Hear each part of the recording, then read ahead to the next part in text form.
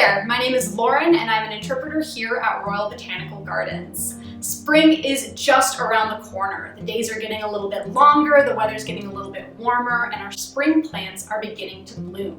You may have noticed some spring bulbs available at your local garden center or grocery store. The most common types of spring bulbs are crocus, hyacinths, daffodils, and tulips. These plants come in many different colors and fragrances and make a fantastic addition to any home. But you'll notice in a few weeks that your spring bulb might begin to look a little bit like the one I have here.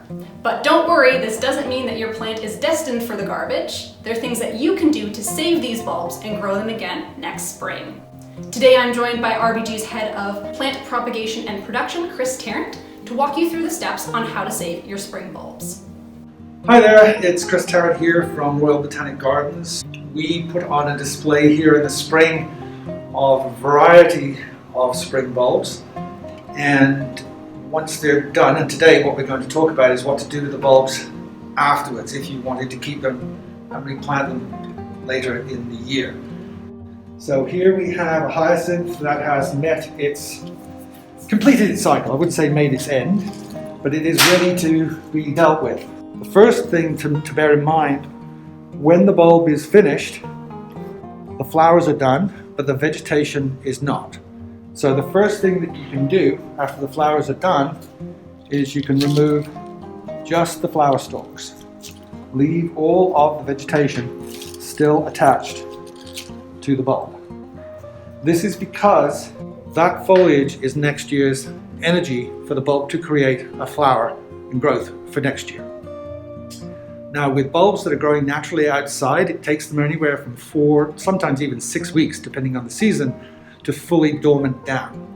Whereas in a greenhouse environment / house environment, they're going to dry down a lot faster. So because they've been forced out of season, they've used and expended a lot of energy, so some of that nutrition needs to be put into the soil artificially and not just rely upon the vegetation on the plant. So this in the house will take about 2 weeks to completely dry down and become brown and fall off. So after it has flowered and the flowers have been removed, for the next 2 to 4 weeks you can apply a liquid fertilizer to it. Nothing really strong. General purpose 20 will do, and a very mild strength, but just to help put something back into the bulb that we've taken out of it with forcing, and it's not able to naturally take it back in. So for 2 to 4 weeks you can water it and apply a little liquid fertilizer, and then after that put it on a sunny window and just let it dry down. Completely ignore it. This is what everybody wants to hear. Completely ignore it and let it dry down. These will all go brown and shrivel up just like old gladioli and such out in the garden every year. Once that happens, you remove the foliage, you're good to go. Now you can do one of 2 things. You can take this entire pot, go out to the garden, dig a hole and bury the pot into the garden.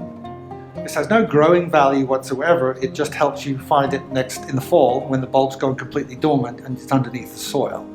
Release all of the media off the bulbs and then plant the bulbs anywhere in the garden that you so choose. The other alternative is to wait for it to completely dry down, remove all the foliage from it, and then what you do is assuming this is all gone by the way, right? And you take this out of the pot,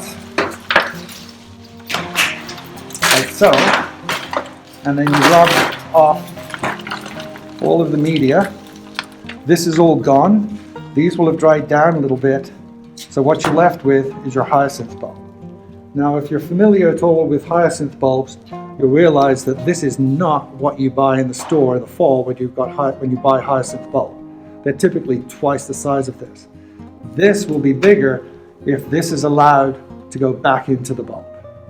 Take this bulb with the other bulbs, put them in a paper bag, mix them with a little bit of wood shavings or any kind of bedding that you buy for small pets.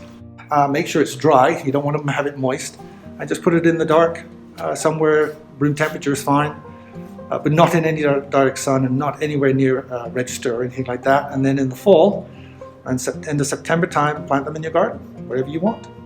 And that's pretty much it. So good luck, and hopefully you'll see the benefits of your labors the following spring.